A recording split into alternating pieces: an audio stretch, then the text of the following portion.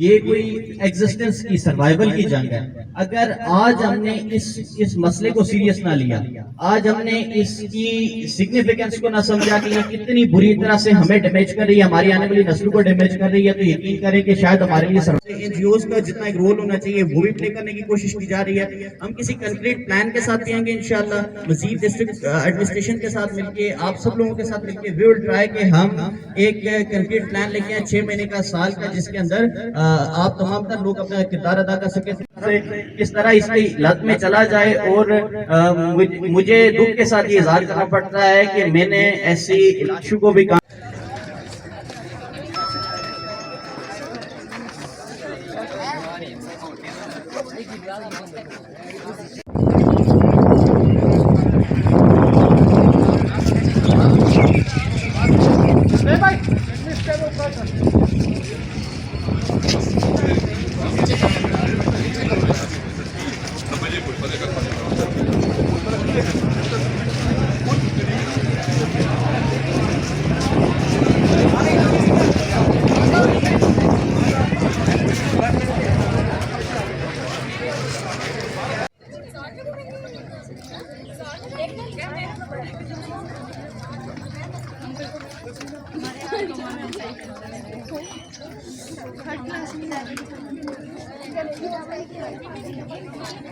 पाबंदी नहीं तब तुम्हारे बच्चे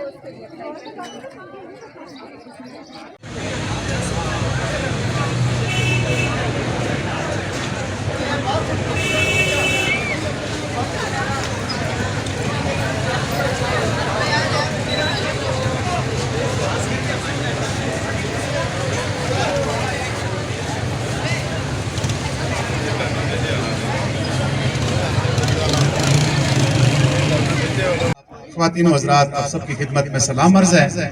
सबसे पहले तो मैं आप सबकी तवज्जुआत चाहूँगा, कहीं ऐसा तो नहीं है आमदन नशिस्तन खुर्दन और बर्खास्तन की तरफ हम चले गए। डॉक्टर साहब, मेरे तकदीर की काजी का ये फतवा है अज़ल से है, जो के अंदर जगह जगह सेमिनार्स कराने की जरूरत है, बच्चों के साथ क्लोज कॉन्टेक्ट की जरूरत है, पेरेंट्स को इस फोरम पे लाकर उनकी कोचिंग की जरूरत है, तालीमी इदारों के अंदर पेरेंट्स काउंसलिंग के लिए और कोचिंग के लिए वर्कशॉप्स का इनेकाद कर, ताकि इस जो साजिश से पूरी कौम मिलकर लड़ सके।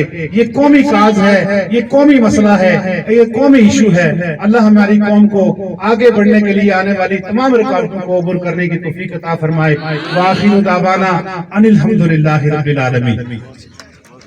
शुक्रिया सर बहुत बहुत। अब मैं ये कोई एग्जिस्टेंस की सर्वाइवल की जंग है।